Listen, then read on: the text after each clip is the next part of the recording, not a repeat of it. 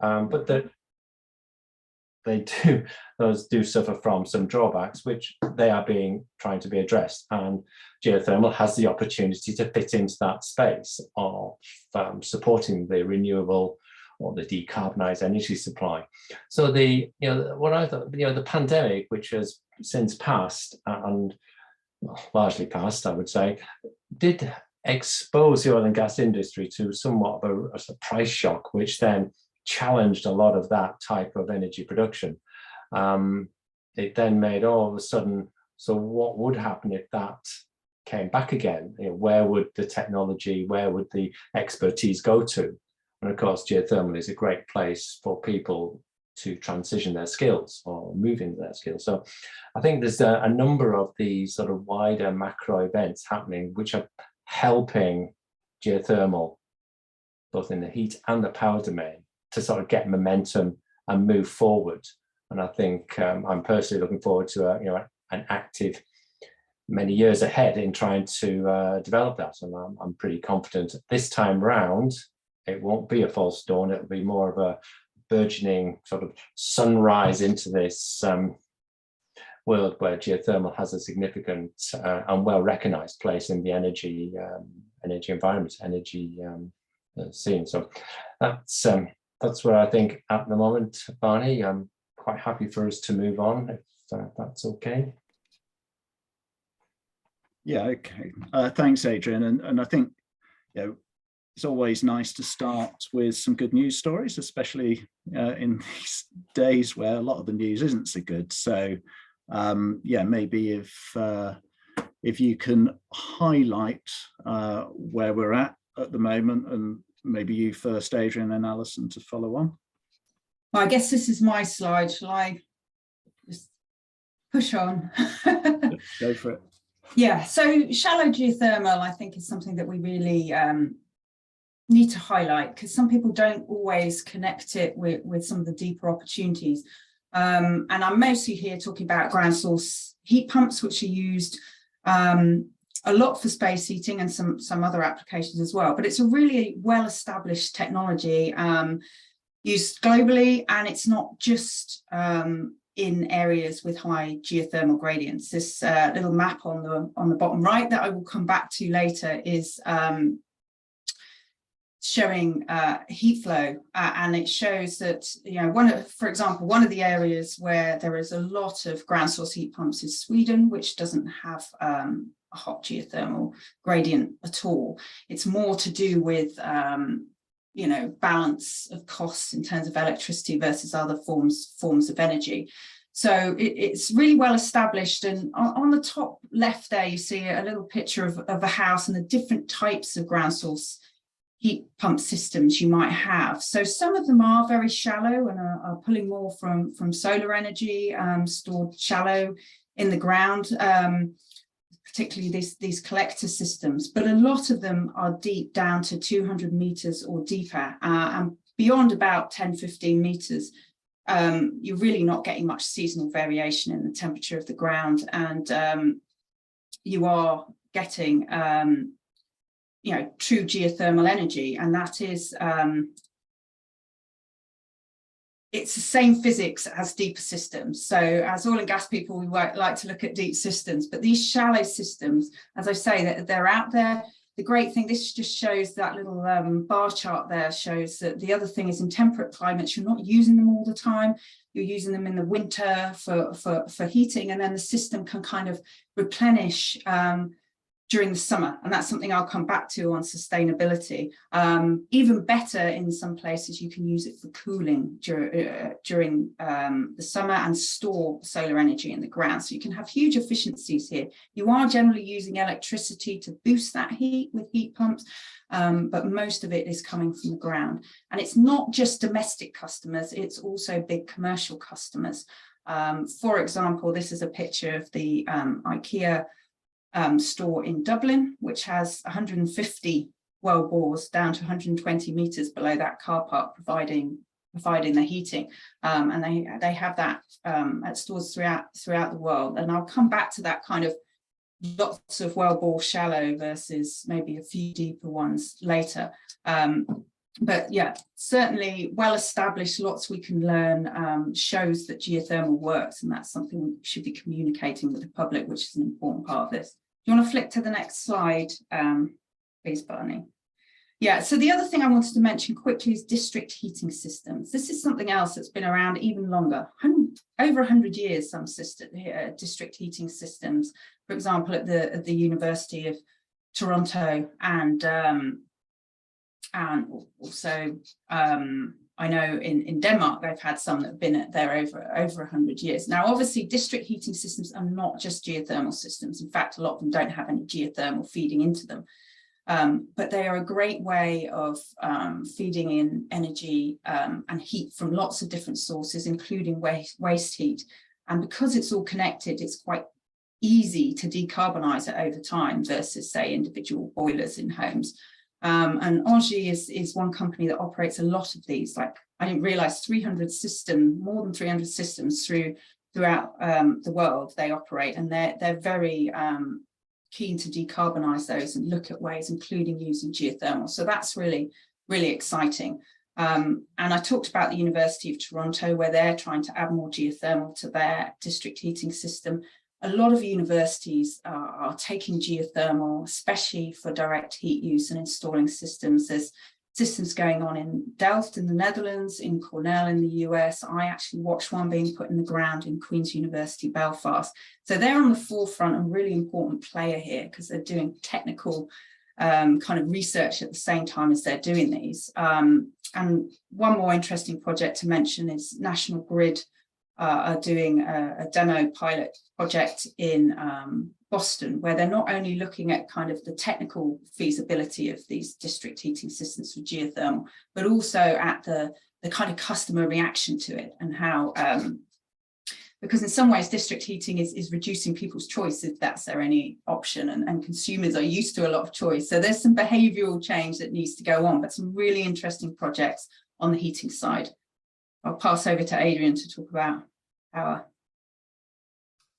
Yeah, thanks, Alison. Yeah, just to sort of conclude, I'll put my comments for district heat. Yeah, I mean, the fact that the infrastructure is in place in terms of the surface piping must be attractive for people to suddenly, okay, well, you know, if we can get some geothermal heat into that system, then, you know, wouldn't that be great? And it's great to hear that it is going ahead. I know there's at the European Union level, there are massive funds available or being put in place to sort of encourage that, which is great development. So yeah, power, as I say at the top here, just a sample of what is happening. This is in no way exhaustive, but I'm trying to capture the main elements or the main sort of themes within power, whereby you have direct investment. So Fervo Energy, United States, 138 million of direct investment through a venture capitalist fund linked to a power purchasing agreement to provide that power. So that is something direct, it's happening.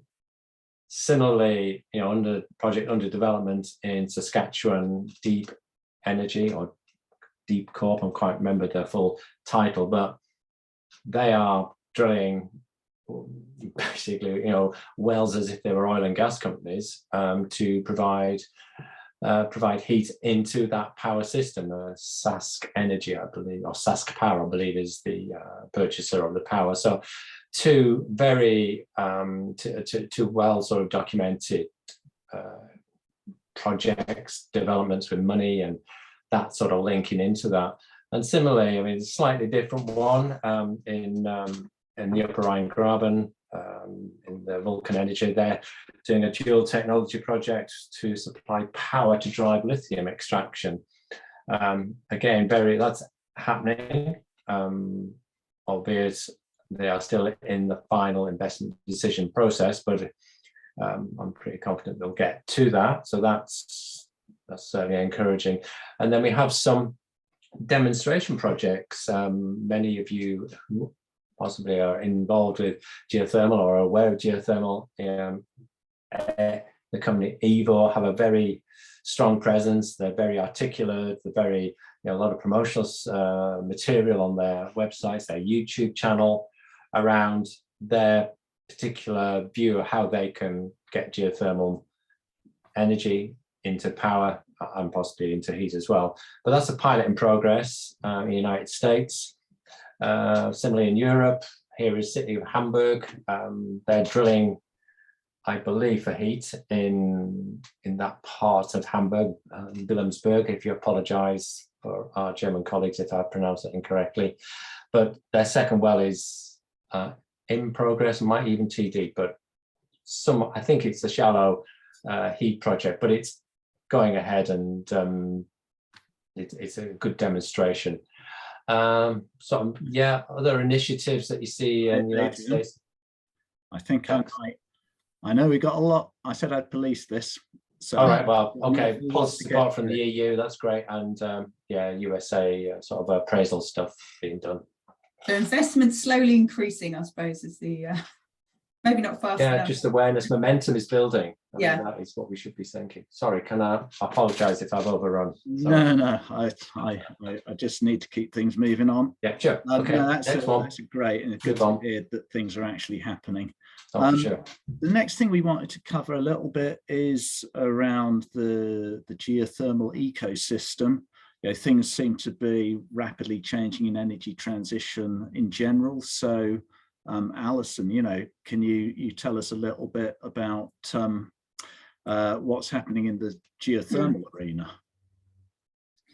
Yeah, so this is kind of my visual guide to what I've kind of encountered since I've started working in geothermal. And I apologize if people are listening in whose organization isn't on this, but there are lots of new players. It's very fast moving. And I try to kind of put them in several categories that I thought are important parts of the ecosystem. I think the one to point out at the bottom there is one that sometimes gets missed in oil and gas circles, is this traditional geothermal. And Adrian already mentioned it. Lots of people along the hot margins of the world have been putting in power plants for a long time and operating a lot of them. Ormat, for example, is one of the big players, and there's a lot to learn from them. And there's some going on in the UK as well that can't get into right now, but we're, that's happening.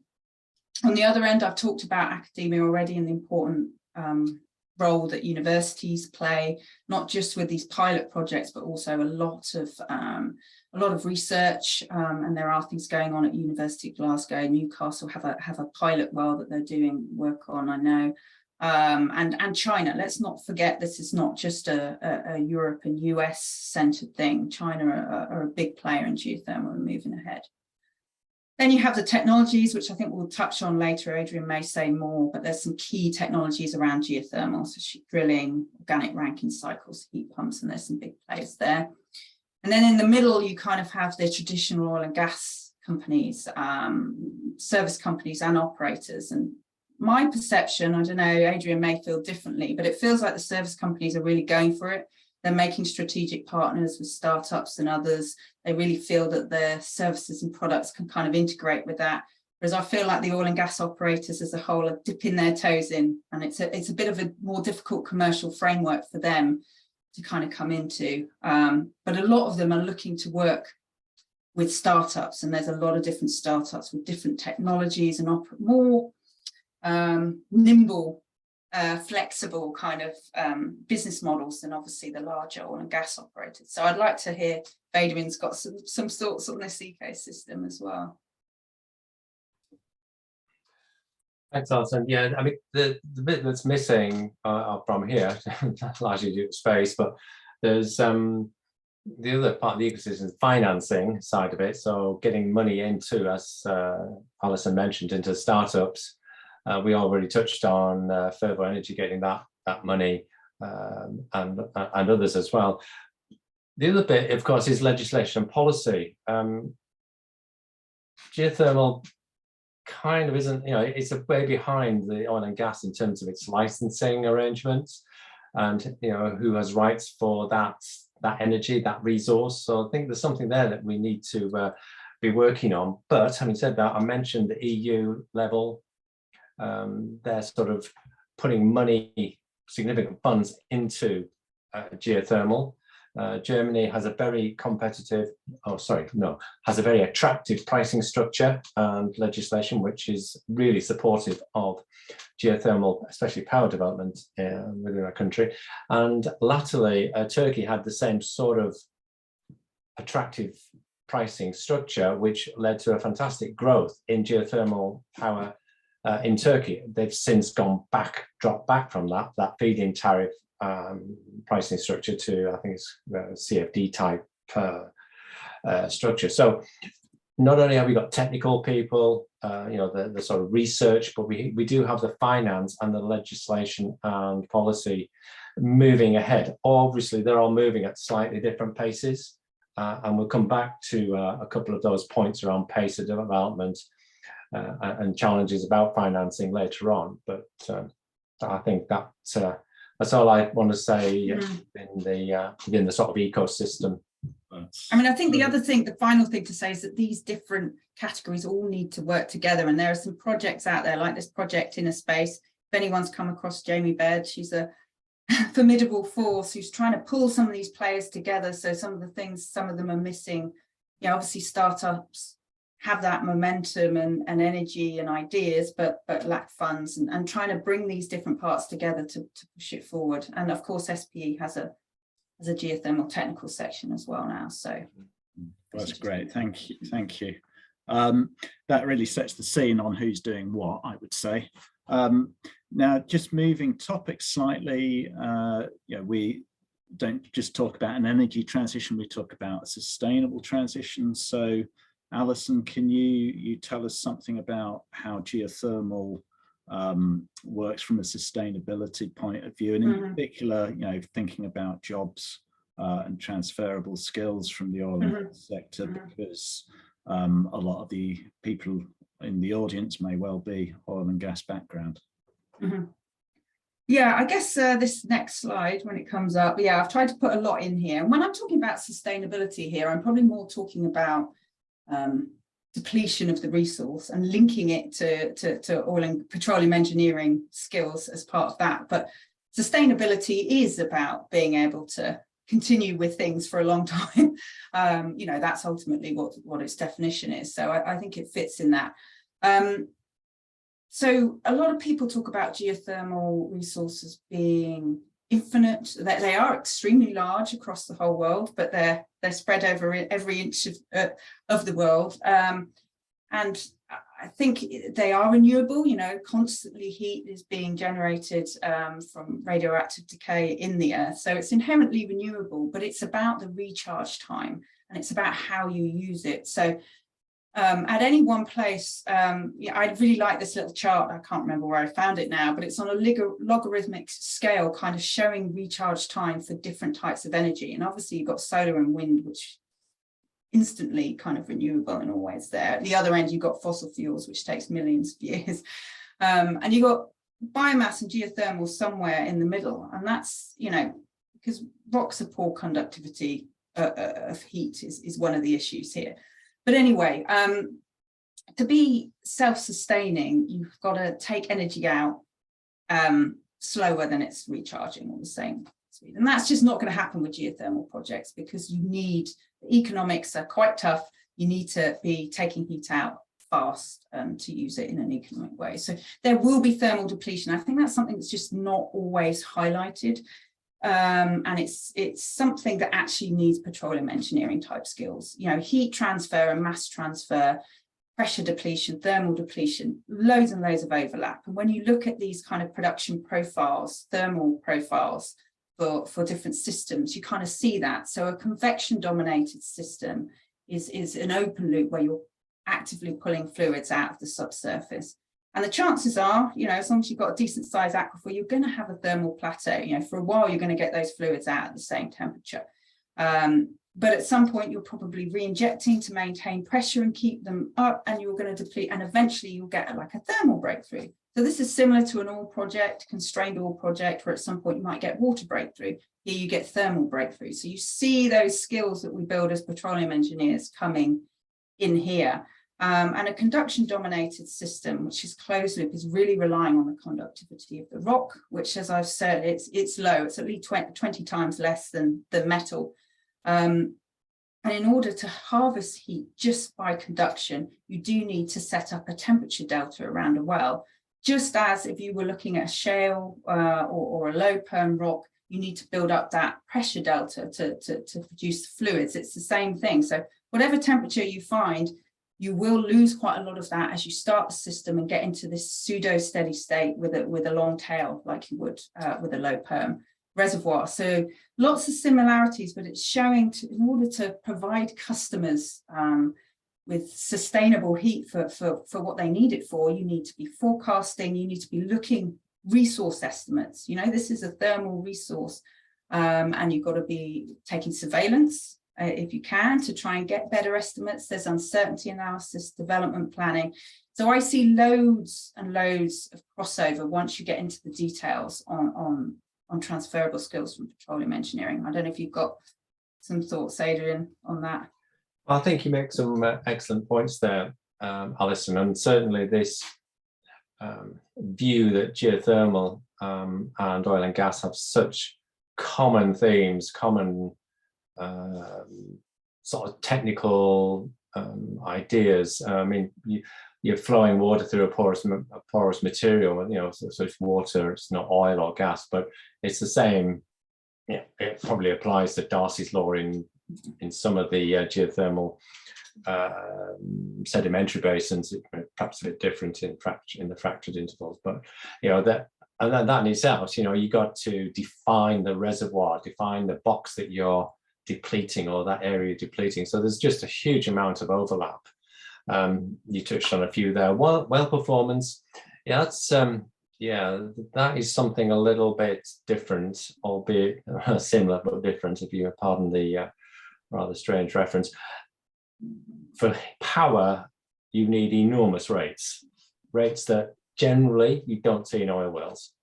Some you do for sure, but you know, you are talking 5,000 meter cubes a day per well, plus, you know, significant PI to get adequate thermal energy to surface, and then the conversion to electricity. So wells tend to be bigger, need to be bigger bore, you need to probably pump wells, so you need big pumps, you know, it's just the dimensions of the piping are just bigger. But that's fine, you know, it's been done before, it's not as if it's new, it's just you have to recognize that, and people just have to get their heads around that when they start thinking about petroleum engineering, artificial lift, etc. Well, and facility integrity, identical. Mostly, and you know, the issue of scale formation depending on the fluid that you're producing, and there's loads more in the drilling space, and seismic and geoscience. You know, there's just, you could spend a whole session and more just on talking the way in which you could integrate oil and gas skills, geoscience skills into the geothermal world. So, well, Adrian, I think that leads us nicely on to the next topic, which is around oil and gas infrastructure and how that can play out in the geothermal world. So, yeah, I mean, that's thanks, Barney. Yeah, so completely reasonable question. When you look at geothermal, you know, whether it's for heat or power, have we got existing infrastructure that we can utilize? I mean, it's the same in oil and gas. You know, if you have old appraisal wells or exploration wells, then you think, okay, well, you know, maybe is there something in there that I can utilize to reduce risk, improve my cost profile, etc., etc. So, a perfectly reasonable question to ask. Bit of context, you know, the USA has over 1 million active production wells, and even larger number of shut-in, abandoned, suspended wells, and worldwide, just the number of wells must be enormous. Clearly, not all of them are going to be suitable. They're in the wrong place, the wrong size, they're too old, etc., etc. But you know, there is something in that we should not think about, oh, we're just going to start from scratch again. So, and they do provide, you know, wells, for example, do provide known data points in the subsurface, and we'll touch on financing in a moment. But this view of risk on the subsurface is absolutely essential, and is a very key point. So your known data points do reduce that risk from the subsurface. Don't completely solve it, but it is a reduction. And interestingly, you've got this view that maybe if you can use your infrastructure, you can postpone abandonment of some of your assets, possibly wells, maybe some of your facilities, but not. I don't think that's a huge sort of positive. It's just something that I think is perhaps likely. So the wells, again, maybe planning and re-entries could be a bit less time consuming, using smaller workover rigs, etc., depending on what you want to do. And it's quite possible that some of the wells could be reused. I mean, potentially for injection, maybe a little bit more scope on re-injecting those large volumes of fluid for power. We could recomplete in a shallower heat zone, for example, and on individual well level production, you could deploy a modular system. They've done some modular power assessment in Paris Basin. There's one in Colombia that I'm aware of as well. So there's certainly scope for that. Similarly, the considerations on wells are significant. I say integrity. Sometimes the wells are quite old. They may not have any records, so you're a bit concerned about that. And the sizing might not be appropriate as well. As I mentioned, for power, you need a lot of rate. So have you a sufficiently large well bore over the length of the well that you would then be able to utilize without losing heat, thermal energy, or indeed friction. And what well location could be may not be in the right place for you, not optimal place, and some surface facility options under the right conditions. You get some waste heat recovery from late life fields if they're producing high water cuts at sufficient temperatures in the right place. So you can do that. So there are options around wells, facilities. So overall, is it oil and gas infrastructure reuse?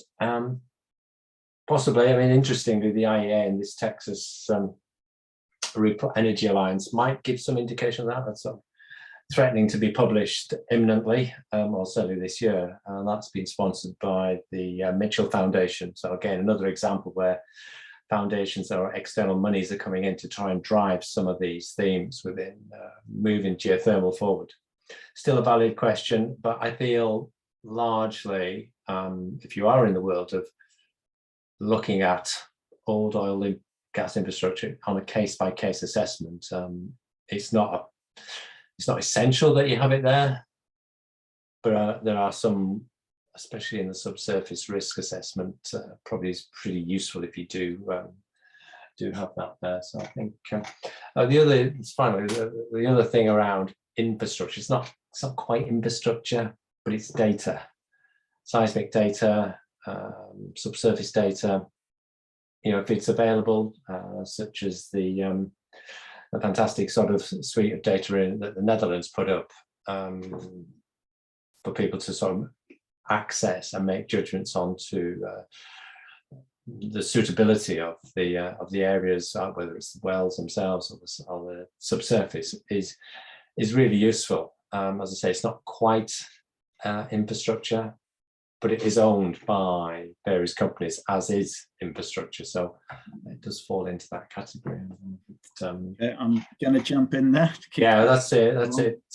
Finished, Barney. Thank you. Excellent. We're going to have to keep moving it along quite quickly. Yeah, sure. To allow some time for questions. If you've got your questions, keep them coming in. We'll try and find time at the end. So, Alison, do you want to pick up on some of the aspects of drilling?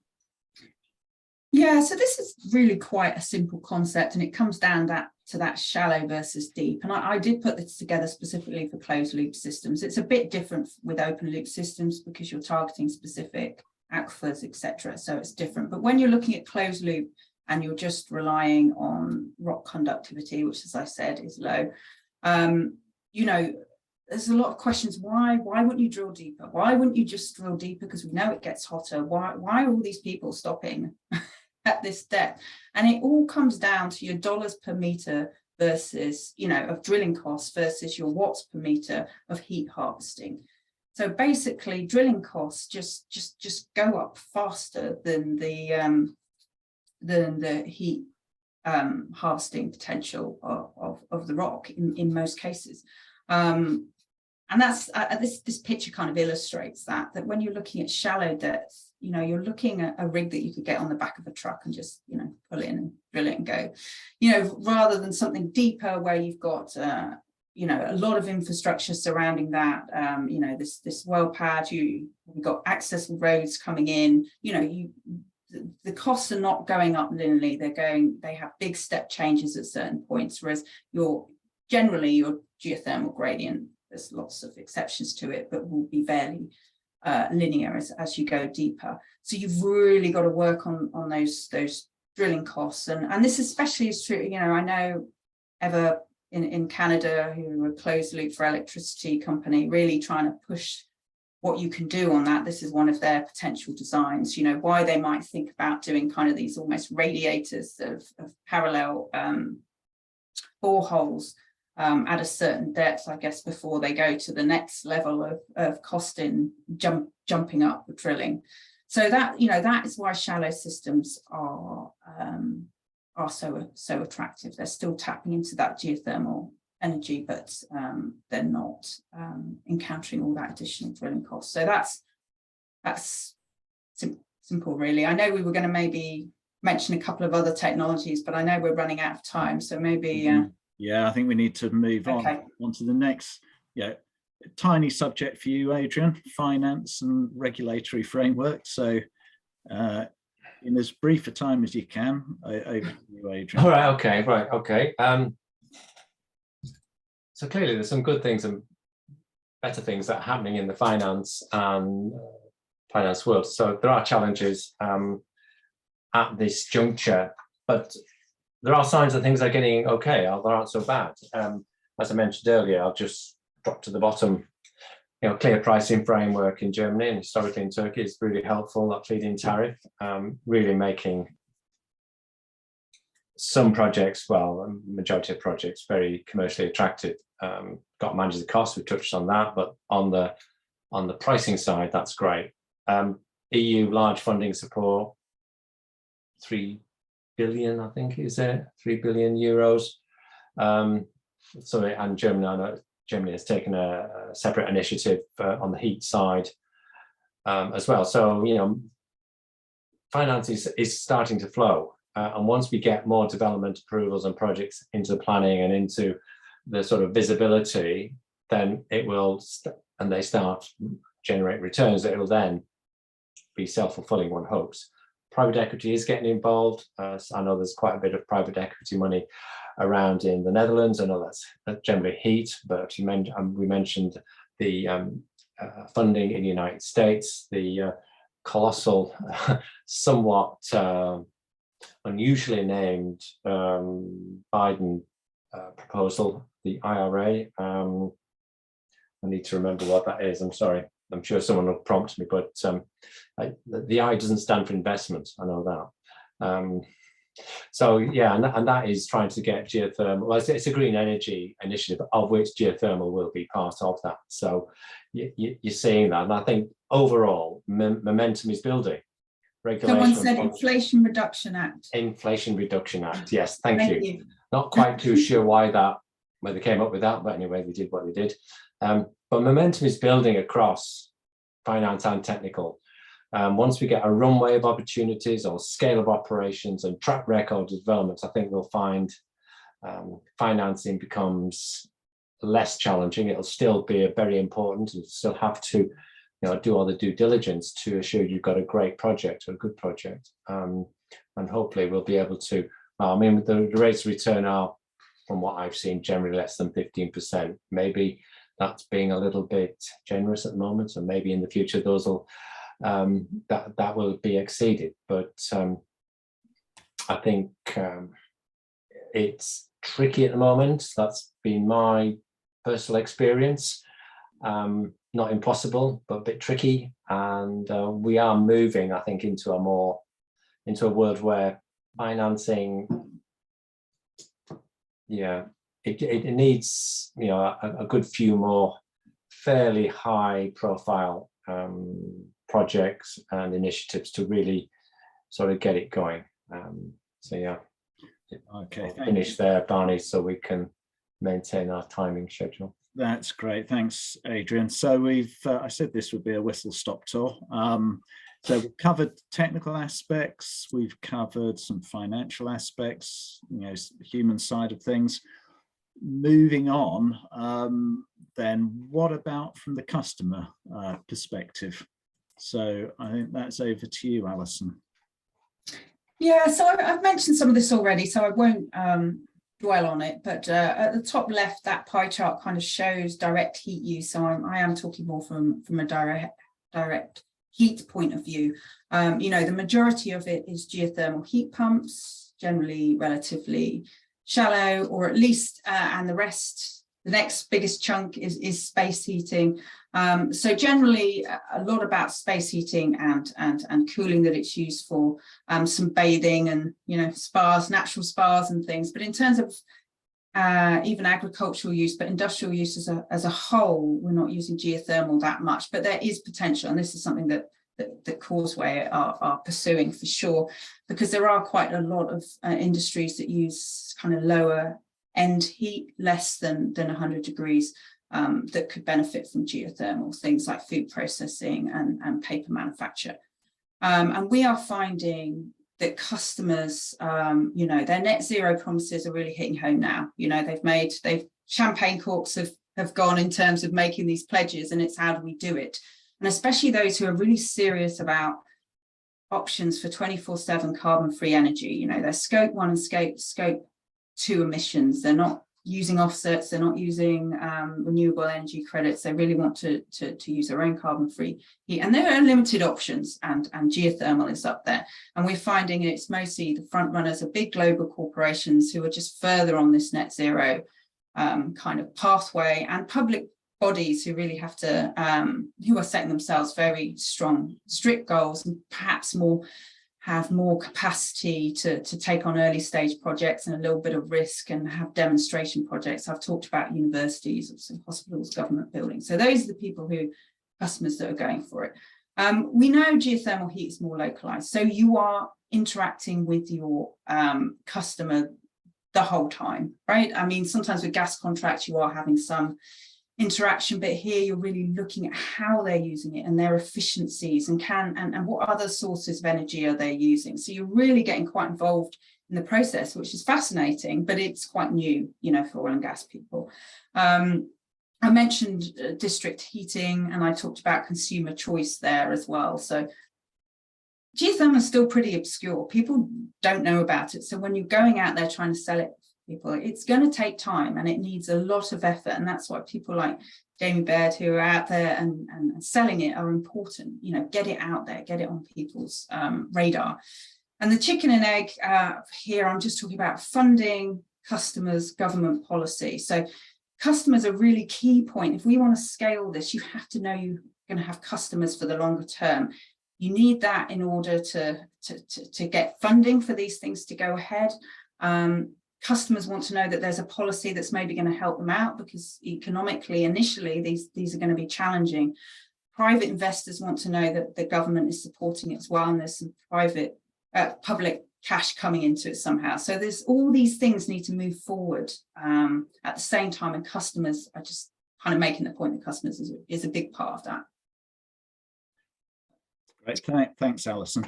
I think rather than going to the next topic, which is geothermal everywhere, I think we should start taking some of the questions from the audience. Okay. First, I'll pop up the next slide because it's a nice looking slide. Yeah, it's really just a nice map, and I should credit Helen Doran, my colleague at Causeway, for this, and all the sources of data at the bottom. It's pretty self-explanatory, I think. So yeah, from Paul Francis, the first question: can we broadly categorize geothermal projects by, for instance, the temperature profile, depth, etc.? And what are the broad challenges associated with each? Yeah, I mean, I guess we've hinted at it here. Certainly from a heat perspective, you kind of have closed loop systems shallower and deeper, and we tend to have a cutoff about 200 meters, and we would call the shallower very well established. You're having to use quite a lot of electricity to boost it, so I guess it has its limits when it's shallower, right? You can access deeper, higher temperatures as you're going deeper, but you're having to spend more. So the challenge is there, as I've highlighted a couple of times, is you've got to make drilling less expensive in order to harvest the deeper heat. I mean, there are different categories of geothermal systems, which we haven't done a summary of here. I don't know if you've got something to add, Adrian. Well, yeah, I think, historically, the sort of geothermal, power developments, especially along those rift systems, have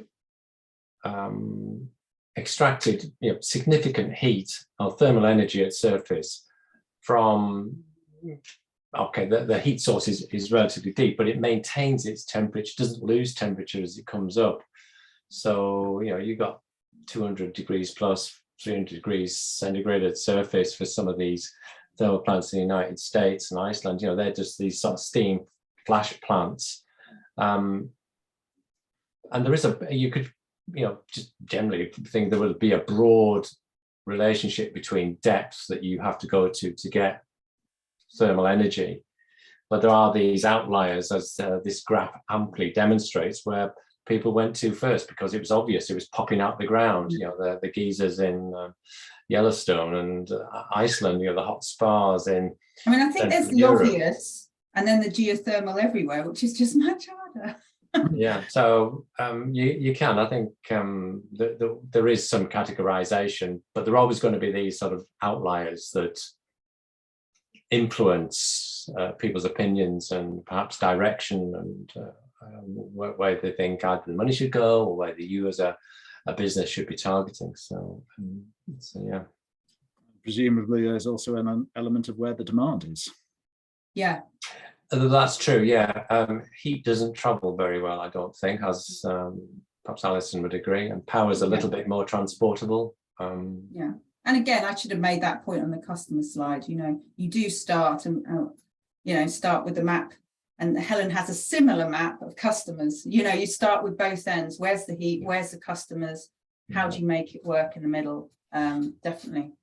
Fantastic. All right, we'll move on to the next question, if that's okay, from Diego. And I think it refers to an earlier slide.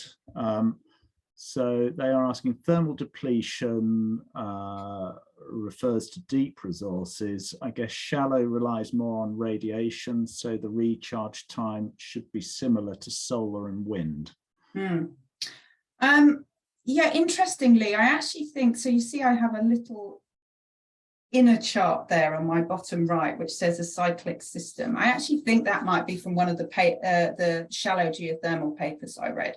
I did a lot of research in this. I must have read 50 different papers on deep versus shallow systems. And I was surprised at how similar the profiles were. And I think the reason why is I'm saying below about 10 meters, you're not getting much change in temperature due to the seasonal weather. So there's papers that particularly look at this. They've measured it in places out of a wellbore. And below that, you're not really seeing the seasonal variation. And it's because rock is just such a poor conductor of heat. So you're just not seeing that effect. So if you draw down the temperature of the rock at that kind of depth, even if solar is helping to heat it up again, it's going to be slow because of the conductivity of the rock. You will get there eventually. You get there eventually deep as well, because there's so much heat over the earth as a whole. But it just takes its time, and it's this conductivity of the rock. So if you can find areas with more conductive rock, and there is a variability of rock conductivity, different types of rock, then that will be a better project. So speaking as a geoscientist, you need a good geologist on the team. Definitely. Someone who can, Helen's not only a good geologist, she also models heat flow for petroleum systems, etc. So yes, geology, very important. Good. Okay, so next question is from Ben Stewart. Should we assume from the current slide that shallow to medium zone heat would make the case for distributed energy grids with higher reliability? So I'm not sure which slide that referred to. Let me see if it, so it's about medium zone heat. Would it make the case for the next slide, he says. Next slide, okay. Is this the one? Or are we looking at? No, that one. Don't know. This one. This Yeah, one. this one. Yeah, I'm not sure if I quite understand the question. Back one. Okay, so it is about oil and gas infrastructure then? Yeah, I think what I would say to that is that, you know, when we sort of examine the opportunities in the geothermal space, we want to drill as shallow as possible and get the maximum heat. I mean, that's what it comes down to. You know, the heat being the input, i.e. the value, that's the value sort of component, and the drilling is a cost component. So it's optimizing those two, or it's getting the balance of those two. So there could be circumstances in the geology and the heat flows that allow that. I don't know how widely distributed they are. Certainly the rift zones could be in that category, but they are somewhat, as a sort of a global distribution, they're somewhat restricted, and certainly, as you can see, some of them are in the middle of the sea, which is not really helpful. But onshore, when we move away from those areas into deep sedimentary basins or other locations, it would be that characteristic, I would imagine, that we'd be kind of looking at. So yeah. I mean, I don't know, you talked about the reliability of the grid. It's something we haven't mentioned because I think it's mentioned everywhere, but geothermal is a great base load. If you can reliably make electricity from it, I say there is some depletion, but it's very predictable, unlike wind. Solar a bit more predictable, apart from, you know, day and night, but then you've got cloud cover. So I think as part of a wider energy system, it's a great add. I wasn't sure if that was part of the question or not. Yeah, that's an excellent point. Only a few minutes left. So there's a question or a couple of questions from Juan Chavez, and if you can answer it in a minute or so, and then we'll wrap up with a question from Susie. So Juan's talking about EGS is the way forward to extend geothermal energy generation globally. Combination of high deviated to horizontal wells with creation of multiple fractured systems can provide sufficient surface area and injection capacity. So some thoughts on that, and also prevention to drill costs, drilling close to faults and shear them during injection needs to be avoided. So any thoughts on those two comments? If you can keep it to a minute or so. And EGS. But yeah, EGS systems, engineered geothermal systems. Yeah, I mean, I'm not too familiar with those, I'll be quite honest. A lot of drilling, when you're doing a lot of drilling, you can pull the costs down. And if it's standardized, again, that's advantageous. I'm not a big fan of fracking. You're adding cost and complexity unless you're actually crossing naturally productive fractures, which of course is, yeah, that's great for productivity, has some drilling consequences, but yeah, I'm sure EGS will form a significant part of the geothermal power and heat system. So I look forward to seeing it actually being rolled out personally. So yeah, sorry, that's my quick snap on EGS. Yeah. I mean, I think, yeah, the expense is part of it, and can you be sure that, yeah, you're connecting it up in the right way, but not too much, right? It's like you don't want a direct conduit between your producer and injector, but you do need them connected somehow. So I think that's hard to get right in oil and gas sometimes. Well, certainly when you're looking at naturally fractured reservoirs, and it's the same thing. So yeah, difficulties, but definitely potential, especially if we can control it. Yeah, I make mean, it deeper. the drilling near faults question, of course, is, you know, it's a double-edged sword. Drilling could be particularly difficult, lost circulation, etc., but you can get the productivity. This is where we need people who understand stress regimes, you know, a good geoscientist, a good engineering brain around that. So again, it's more oil and gas type of. Unfortunately, we don't have the revenues from geothermal to necessarily pay for all that, and that's the difficulty. That's true, yeah, but I mean, you And know, unfortunately, we don't have too much time left in the session, so we're going to have to. Well, more for future. One thing I would say is, if you want to follow up with questions for us or Adrian, find them on LinkedIn, and I think they've said they're happy to respond.